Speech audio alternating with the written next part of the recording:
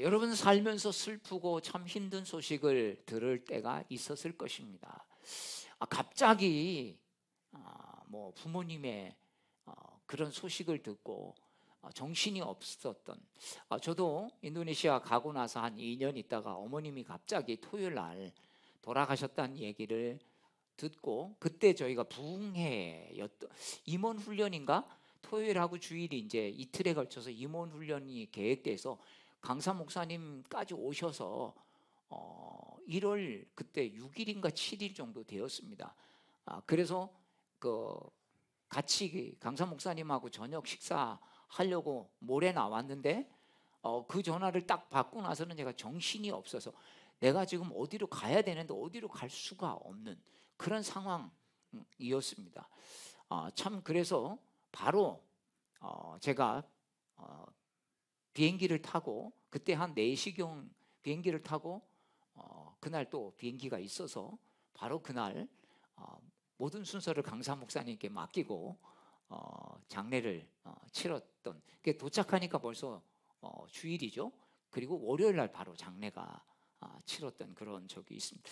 갑자기 뭔가 당황스러운 소식을 들으니까 아무 생각이 안 나고, 그 맨날 다니던 길이었는데 빠사라야라고 어느 길로 가야 될지 아무 생각이 나지 않는, 가장 좀 당황이 되었던 그런 때가 생각이 납니다. 여러분들은 어떠십니까? 어떤 소식을 딱 들었는데 그냥 뭐 멘붕, 요즘 젊은이들의 말로는 멘붕이죠. 아무 생각이 없이 이거 도대체 어떻게 해야 하는지 막 너무나 당황스러워서 머리가 정지, 이 뭐죠? 번개 맞은 것처럼 딱 정지가 되는, 여러분 그런 때가 있습니까? 참 좋은 소식만 우리 인생 가운데 있으면 얼마나 좋겠습니까? 그런데 인생이라는 게 그렇지 못할 때가 참 많이 있습니다. 듣고 싶지 않는 그런 소식들을 듣고, 때로는 너무나 절망스러운 소식을 여러분 들을 때가 있지 않습니까? 참 내가 원하는 것보다 우리 인생은 내가 원하지 않는 것들이 내 삶 가운데 일어나기도 한다는 것입니다. 또 심지어는 어떤 사람이 내 인생이 어떻게 이렇게 꼬이나 이러면서 참 이 신음소리가 이빨 바깥으로, 이 바깥으로 막 나가는 것을 참는, 이를 악무는 참 그런 때도 있는 것을 볼 수 있습니다. 자, 그럴 때 여러분 주로 갖는 생각들이 뭔지 아십니까? 왜 나만 이런 어려움이 계속되나? 딴 사람들은 안 그런 것 같은데. 우리가 다른 사람들을 잘 모르니까, 여러분 다른 사람들도 어려움이 분명히 뭐 그 사람만 없겠습니까? 나만 있겠습니까? 근데 다른 사람도 역시 마찬가지로 어려움을 때로는 알리지 않고 그냥 자신이 해결하고 나아가는 것. 그러면 우리는 보면서 왜 나만 이런 어려움이 있나 이렇게 생각을 할 때가 있습니다. 여러분 우리가 이때 어떻게 해야 합니까? 그 어려움을 자꾸 문제만 바라보면 그 어려움이 우리를 그냥 짓눌려 버리고, 때로는 막 잠도 못 자게 만들고, 잠자다가도 벌떡벌떡 놀라서 깨고, 여러분 그럴 때가 있지 않습니까? 그럴 때 어떻게 해야 합니까? 정말 주님 바라보지 않으면 우리가 그 문제 속에 완전히 그 문제가 우리를 짓눌러 버리게 된다는 것입니다. 그래서 주님을 끝까지 바라보고 주님을 능력의 손을 붙잡아야만, 여러분 이게 뭐겠습니까? 신앙 아니겠습니까? 여러분 이게 믿음의 능력 아니겠습니까? 아멘. 예, 그렇습니다. 이게 믿는 사람의 모습이죠. 맨날 어떤 문제가 오면 쩔쩔매고 그 문제에 짓눌려 가지고 어찌할 바를 몰라서 세상 사람들처럼 똑같이 고민하고 갈등하고 낙심하고 절망하면서, 여러분 자신의 머리를 쥐어뜯고만 있을 것입니까? 아니면 누구만 원망하고 살아갈 것입니까? 끝까지 내가 하나님 바라보고 나가면서, 그래 이게 믿음이지. 하나님이 이렇게 하셨을 때 여러분 승리케 하시는 거야. 여러분 지나보면 어땠습니까? 내가 그래도 믿음으로 그렇게 잘 버티니까 정말 인생 살만하구나. 또 그럴 때가 오지 않습니까? 여러분 이게 바로 믿음으로 살아가는 사람에게 주시는 믿음의 열매인 줄로 믿습니다. 여러분 우리가 뭐 예수 믿음 큰 것들이 뭐 달라지고 갑자기 여러분 실패했다가 성공하고 부자가 되고 자녀들이 막 승승장구하고 그러지 않습니다. 근데 뭡니까? 바로 이런 어려움 속에서 내 마음을 지킬 수 있는 거. 여러분, 이게 믿음의 능력이 아니겠습니까? 자, 오늘 읽은 본문 말씀에 참 기쁜 일이지만 때로는 슬픈 일을 겪는 사람이 나오고요, 어떤 사람은 기쁜 일보다 두려운 일로 그 소식을 듣는 그런 사람이 등장합니다. 너무나도 암울한 시절, 오직 적막감만 감돌았던 그때에 소망도 없고 예언도 몇백 년 동안 끊어져서 예언자의 말씀이 나오지 않던 이 시대에 예수 그리스도가 이 땅에 오셨다라는 것입니다. 이것을 우리는 신학교 다닐 때 전문 용어로 신구약 중간기라고 하죠. 그냥 아무런 소망 없이, 그러니까 하나님의 말씀도 묵시도 멈춰버리고 예언자도 말라기 이후에는 한 명도 없이 말씀이 없었던 이 시대 속에 예수님의 비유에 보면 맨 도적대 강도만 나와서 여러분 사람들을 어렵게 했던, 우리 조선 후기 때 정말 살기 어려워서 세금은 많고, 그러니까 일반 여러분 백성들이 뭐가 됩니까? 도적대가 되고 막 산적이 되고 해적이 되고 그런 상황이 되지 않습니까? 이판사판 이래도 죽은 저래도 죽으니까 그냥 싸우다 죽자, 뭐 이렇게 되는 것이죠. 여러분, 그런 시절에 예수님께서 오셨다는 것입니다. 자, 오늘 13절은 이 그런 시대 속에서 암울한 소식을 주의 사자로부터 듣게 됩니다. 우리 13절 말씀 읽겠습니다. 그들이 떠난 후에 주의 사자가 요셉에게 현몽하여 이르되, 헤롯이 아기를 찾아 죽이려 하니 일어나 아기와 그의 어머니를 데리고 애굽으로 피하여 내가 내게 이르기까지 거기 있으라 하시니. 여러분, 그들이 떠난 후라고 단서가 붙어 있는데요, 이 마태복음 2장의 이야기는요, 우리가 이미 아시죠? 동방박사들이 다녀간 다음이죠.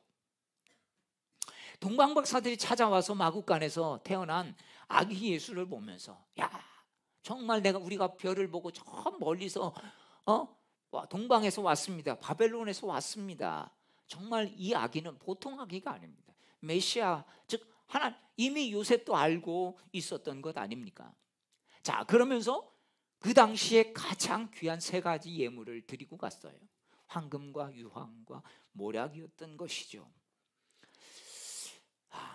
참 이때 부모들은 어땠습니까? 천사가 나타나서 이렇게 현몽하고 이렇게 깨닫게 한 거, 이게 맞구나, 너무나 기뻤을 것입니다. 그런데 이렇게 하나님이 은혜를 주시는구나 했는데 이어서 슬픈 소식이 들리죠. 뭡니까?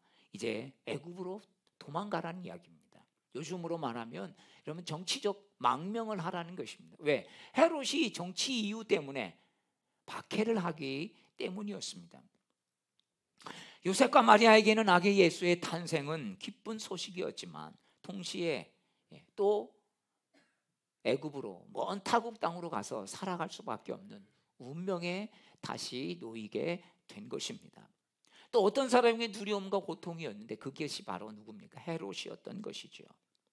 유대인의 왕으로 태어났다는 소식을 들은 헤롯은 가슴 떨리는, 왜? 자신의 자리가 위태롭게 되었다는 것이죠. 여러분, 우리 같으면 어떻습니까? 아기 낳고 나면 미역국 먹으면서, 특별히 이렇게 겨울에는 따뜻한 아랫목에서 이제 산후조리를 하면서 있어야 할 산모가 이제 아이를 찾아 죽이려고 한다는 이야기를 듣고 산후조리도 제대로 하지 못하고 이 무거운 몸을 이끌고 여러분 먼 타국 애국으로 피신해야 했다면 여러분 얼마나 힘들고 정말 앞이 막막하지 않겠습니까? 또 왜 하필 다른 데도 아니고 애굽이라고 했을까요? 애굽은 어떤 의미가 있겠습니까? 여러분, 이스라엘 백성들에게 애굽은 뭐가 있습니까? 노예의 생활, 고통의 상징, 조상들이 그렇게 400년 동안 고생하면서 탈출하려고 했던 바로 그곳으로 가라고 하니 생각만 해도 다시 지옥불로 들어가는 것 같은 여러분 그런 생각을 하지 않겠습니까? 당시 유대인에게 애굽은요 정말 어쩔 수 없어서 이제 죽기 아니면 까무러치기로 가야 하는 곳이 애굽이었던 것이죠. 그래서 어떻습니까? 아브라함도 흉년이 들자 어쩔 수 없으니까 남방으로 가죠. 그게 이 남방이 바로 애굽이었던 것입니다. 산모인 마리아와 어린아이를 데리고 요셉은 애굽으로 먼 타국으로 도피해야 했습니다. 정말 아이가 태어나서 너무나 기뻤지만 축하 받을 겨를도 없이 몸 가눌기 힘든 산모를 데리고 이제는 뭐 나사렛에서 베들레헴 가는 건 아무것도 아니죠. 어디로 가? 애굽으로 먼 피난길을 떠나야 했던 것입니다. 정말 처절한 장소인 애굽으로 가라는 이 한마디는 이 요셉에게, 마리아에게는 정말 이 얼마나 큰 불안감과 절망이 찾아왔겠습니까? 여러분, 우리 인생도 그렇습니다. 그곳만큼은 내가 가고 싶지 않은데 그곳으로 갈 수밖에 없는 처지가 되었다면, 그냥 내가 가서 간다면, 요즘 뭐 이렇게 프로그램에 보면, 요즘 아니죠, 뭐 때로는 이제 남자들이 좀 이렇게 자연인 환상을 가지고 있다는 거예요. 어디 산속에 들어가서 막 뭐 그 생활하면서 수렵도 하고 거기서 뭐 자기 하고 싶은 거, 그게 막연한 생각인데, 여러분 그렇다면 어떻게 보면 캠핑 가는 의미로 가겠지만, 인생에 정말 가도 이제 더 이상 갈 데가 없어서 그런 쪽으로 정말 산속으로 들어가서 살 수밖에 없다면, 여러분 그게 얼마나 힘든 삶이었겠습니까? 어느 목사님의 간증을 보면 목회를 여러 번 실패를 했습니다. 야, 이제는 정말 내가 마지막이구나. 그래서 자신은 이제 종점 인생이라고, 그래서 서울의 변두리에 어디 종점, 버스가 이제 마지막으로 딱 내리는 곳, 그래서 거기다가 개척을 했다는 겁니다. 왜냐하면 내 인생도 이제 이 종점과 마찬가지, 여기서 안 되면 나도 끝이다. 그래서 그렇게 종점 인생까지 갔기 때문에 자신은 겸손할 수밖에 없었고, 누가 와도 정말 그를 정성껏 섬기면서 목회할 수 있었다, 이런 간증을 했습니다.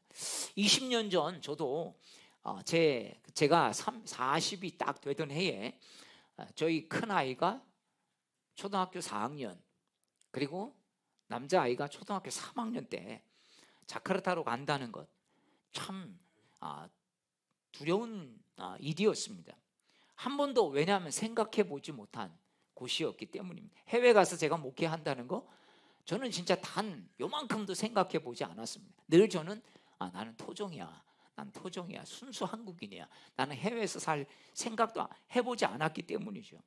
그것도 뭐 선진국도 아니고 우리가 말하는 후진국. 그래서 제가 간다고 하니까 저희 앞집에 분이 이렇게 인사를 하더라고요. 아니, 밀림에 왜 가십니까?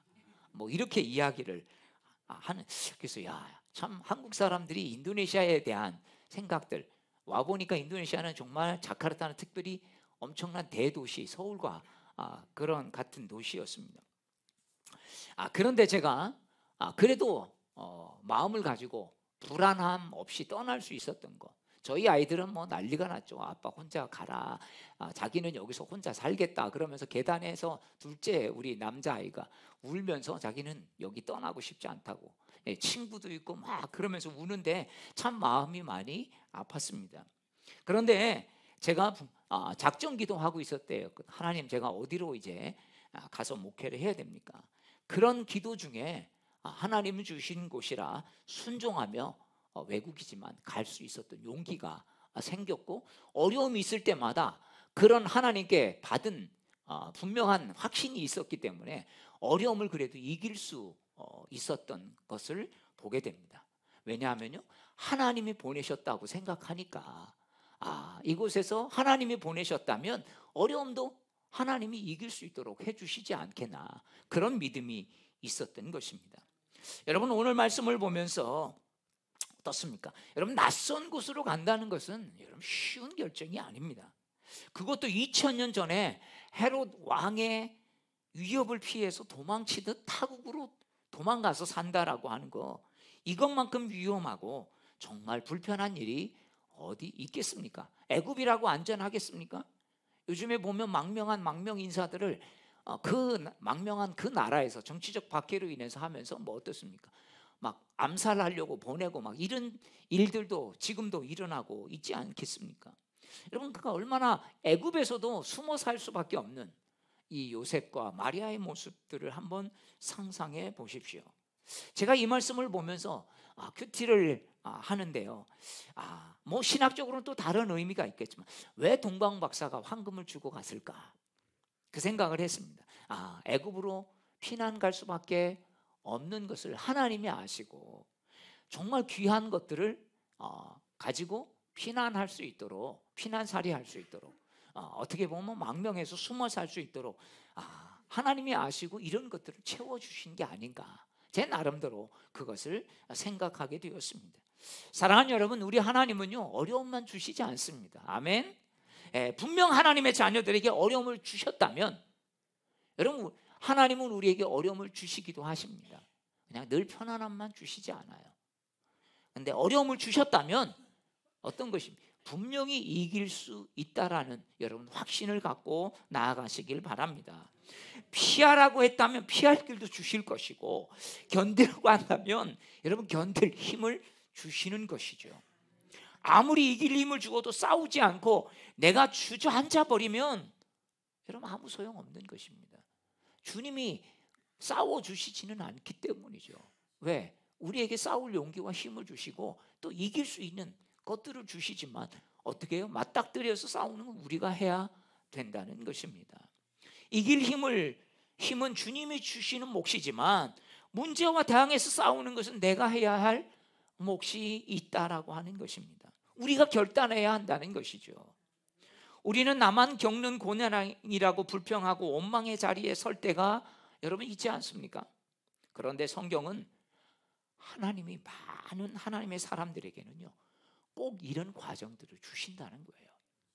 여러분, 우리도 때로는 자녀들이 좀 편안하게 살기를 원할 때 있지만, 때로는 자녀들이 어려워도 막 코피 흘리면서 공부하고 막 자신의 삶을 개척해 나가는 걸 보면 그걸 응원해 주지 않습니까? 야, 너 힘든데 괜찮아, 자. 여러분, 이런 마음이 들 때는 언제입니까? 그냥 잠도 안 자고 공부하고 잠도 안 자고 자신의 미래를 준비하면서 나아갈 때. 그렇지만 얼마나 그걸 보면서 여러분 흐뭇합니까? 맨날 아무것도 안 하고 잠만 자고 만약에 그런다면 여러분 속이 터질 것이 아니겠습니까? 하나님이 많은 사람들에게 황당하고 어려운 일을 만나게 하실 때가 있다라는 거예요. 왜? 그걸 통해서 우리를 정금같이 단련하시기 때문입니다. 하나님은 처녀인 마리아에게 임신할 것이라는 황당한 여러분 이런 것들을 받아들이기 어려운 사명을 주셨습니다. 어려우니까 사명이지. 누구나 다 할 수 있다면 여러분 그게 사명이겠습니까? 하나님은 멀쩡한 한 가정에 가장으로 자리에 있는 모세를 불러서 바로와 싸우도록, 그것도 뭐예요? 모세는 바로를 너무나 잘 아는 인물이었습니다. 차라리 뭘 몰랐다면, 여러분 때로는 우리가 그렇지 않습니까? 몰랐기 때문에 이길 수 있는 거예요. 근데 알고 보니까 진짜 나 알았다면 이거 못했어. 여러분 이럴 때가 있지 않습니까? 근데요 하나님이 그런 일도 우리에게 시키시지만 모를 때 그런데 하나님은 알면서도 부딪히도록 한다는 거예요. 근데 이게 더 왜? 너무나 모세는 바로를 잘 알고 있었습니다. 왜? 왕궁에서 40년 동안 살면서 바로 이 왕의 힘이, 파라오의 힘이 얼마나 강력한지를 분명히 알고 있었기 때문입니다. 그런 모세를 불러서 바로와 대항하라고 하니까 어떻겠습니까? 난 못합니다. 난 말 못합니다. 그러니까 하나님이 그것들을 다 차단하시죠. 야, 내 형 아론이 있지 않냐? 네 지팡이를 한번 봐라. 그러면서 지팡이가 뱀이 되게 하나. 손 넣어봐라.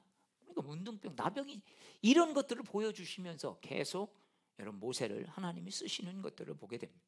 하나님은 아브라함을 불러서 잘 있는 고향 친척 아비 집을 떠나서 이제는 아무도 보호해 줄 수 없는 완전히 낯선 먼 땅으로 가서 야, 내가 지시할 곳으로 가라. 여러분 얼마나, 여러분 지금도 여러분 낯선 곳에 가서 살라고 하면 여러분 상당히 쉽지 않은데 2000년 전, 3000년 전에 이동해서 그것도 혼자서 단체로 간다면 여러분 갈만하죠. 그렇지 않습니까? 그런데 그게 아니라 가서 그냥 맨 땅에 한번 헤딩해 봐라. 내가 널 도와주겠다. 여러분 이렇게 하고 있는 것입니다. 요셉과 마리아는 더욱 힘든 사명을 감당해야 했습니다. 한 가정의 기쁨과 돌잔치가 되어지는 환호가 아니라 요셉과 마리아에게는 슬픔과 어려움의 연속 시작이었던 것이죠. 어찌 보면 동방박사 말고는 축복을 받아보지 못한 여러분 그런 탄생 아니었습니까? 자, 그래서 14절은 말씀을 이렇게 우리에게 증거해 주고 있습니다. 우리 같이 읽겠습니다. 요셉이 일어나서 밤에 아기와 그의 어머니를 데리고 애굽으로 떠나가. 계속 성경은 아기와 마리아를 여러분 좀 특별하게 표현하죠. 그의 어머니를 데리고 애굽으로 떠나가. 아가와 그의 어머니, 요셉이 그의 아내를 데리고 갔다는 얘기를 안 합니다. 아내가 아니라 그의 어머니. 여러분 이건 무슨 말이겠습니까? 예수가 단지 요셉의 아들만 아니라는 그런 의미를 주고 있는 것입니다. 성령으로 잉태되기 전에 먼저 뭐예요? 하나님의 아들이니까 하나님이 책임지신다. 여러분 이런 메시지를 여기에 주고 있는 거죠. 그렇지 않다면 이렇게 썼을 거예요. 요셉이 일어나서 아가와 그의 아내를 데리고 애굽으로 떠나가.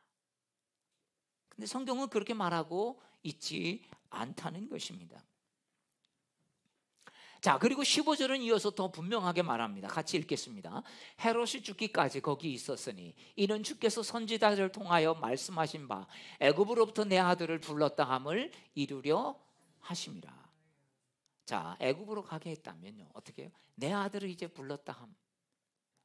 여기서 이미 여러분 하나님은요 우리에게 말씀을 주실 때 다 거기에 사인을 주시는 거예요. 그래서 우리가 말씀을 그냥 듣고 흘려버리면 못 깨닫습니다. 뭐야? 묵상해야 되는 거예요. 야, 이 말씀이 나에게 어떤 의미일까? 하나님이 이 말씀을 통해 어떤 사인을 주실까? 물론 모든 것을 이해하기에는 너무나 우리가 지혜가 부족할 때가 있지만 그래도요 우리가 이 말씀을 묵상할 때 이 말씀이 우리에게 여러분 능력이 되고 확신이 되면요 여러분 이 문제들을 잘 이겨나갈 수 있는 여러분 그게 담대한 능력이 되고 또한 용기가 되는 줄로 믿습니다. 여러분 환경은 바뀌지 않았는데 어느 순간 내 마음속에 뭐가 바뀌어요? 내 마음이 바뀌면 별거 아니게 느껴지지 않습니까? 여러분 문제가 해결되어졌어도 우리 마음이 평강하지만 때로는 그 문제를 바라보는 내 시야가 바뀌었고 내 마음이 그것보다 더 커졌을 때 어릴 때 보면 어릴 때 봤던 게 그때는 굉장히 컸던데 커서 보니까 저렇게 조그만했어? 저렇게 작았어? 이런 생각이 여러분 들 때가 있지 않습니까? 왜 그렇습니까? 그때 내가 작았기 때문이죠. 근데 이제 보니까 내가 어른이 돼서 성장한 거 보니까 그게 커 보이지 않았던 거예요. 여러분 문제는 그대로 있지만 우리가 믿음이 커 보이고 우리 마음이 커지면 그 문제는 작아질 수밖에 없는 것 아니겠습니까? 그렇습니다. 오늘도 우리에게 말씀하신 것을 보십시오. 주님께서 이미 말씀하신 바를 이루려 하심이라. 여러분 고난에는 다 의미가 있는 고난들이 우리에게 있습니다. 그래서 지금은 어렵지만요 여러분 그게 유익한 고난이 여러분 우리의 삶 가운데 하나님이 주시는 고난이 있습니다. 한 아기의 탄생이 인류에게 기쁨이 되기 위해서 슬픔과 어려움을 겪어야 했던 부모들 바로 마리아, 요셉. 그래 온 인류를 구원하기 위해서 예수님이 태어났다면 이 정도 어려움이야 감수해야지. 여러분 마리아와 요셉이 불평했을까요? 왜냐하면 그 의미를 알고 있었기 때문에 이 정도 어려움도 없이 뭘 하겠다고. 여러분 우리가 스스로 어떤 어려움이 올 때마다 아니 이 정도 어려움이 없이 그래 너 쉽게 할 줄 알았어? 스스로에게 말하지 않습니까? 너 쉽게 할 줄 알았어? 그러면 누구나 다 하지. 어려우니까 그게 귀한 거지. 여러분 믿으시기를 바랍니다. 신앙 없이 감당할 수 없는 요셉과 마리아에게 닥친 이 사건 그리고 그것들을 기꺼이 감당했던 요셉과 마리아의 신앙을 오늘 우리는 배워야 할 것입니다. 힘들고 어려운 일이라도 지금 내게 기쁨이 되지 못해도 감당한 요셉과 마리아의 신앙 이것을 통해서 어떻습니까? 지금도 우리는 요셉과 마리아 정말 하나님의 큰 일을 한 그런 요셉과 마리아를 기억하죠. 여러분 카톨릭에서는 마리아를 성모로 숭상하고 있지 않습니까? 그냥 한 여인으로서 그치지 않았다는 거죠. 사랑하는 여러분, 하나님이 여러분에게 감당하게 하시는 것이 무엇인지 헤아려 보시길 바랍니다. 그것이 무엇이든지, 어려운 것이든지 쉬운 것이든지, 헤롯의 위협에서도 요셉과 마리아에게 감당할 힘을 주셨듯이 오늘 우리에게도 감당할 힘을 주실 줄로 믿습니다. 여러분, 그래서 기쁨으로 나아가면 주님께서 오히려 그걸 통해서 내 삶이 달라지는 것들을 주님이 체험하게 하시는 거죠.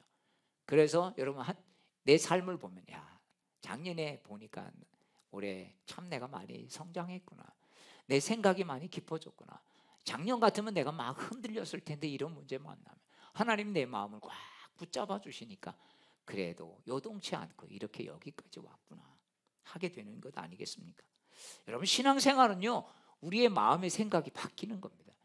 시야가 바뀌는 것입니다. 그래서 받아들이는 것이죠.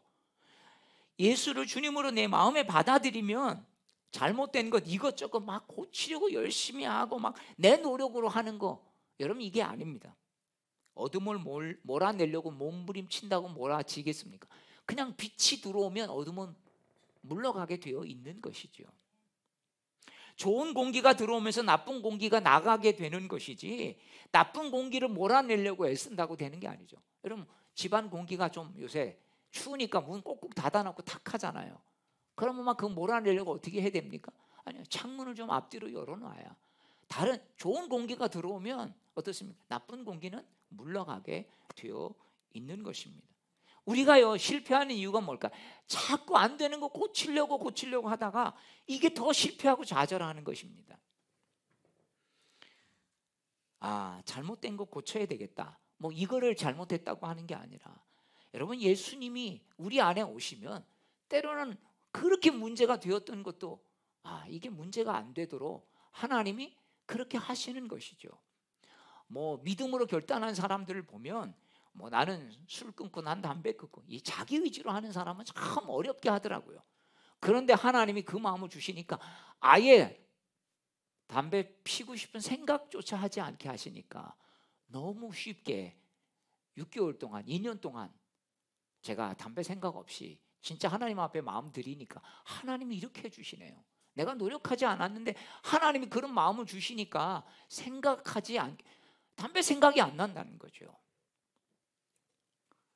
사랑하는 여러분, 이 땅의 문제를 다 두고 그대로 우리가 문제 앞에서 우리가 기쁨을 잠시 누릴 뿐인데, 정말 예수 그리스도 그분을 우리 마음속에 모시고 있으면요, 문제를 대하는 나의 마음의 자세가 달라지니까 그 문제를 다루기가 훨씬 더 쉬워진다는 것이죠.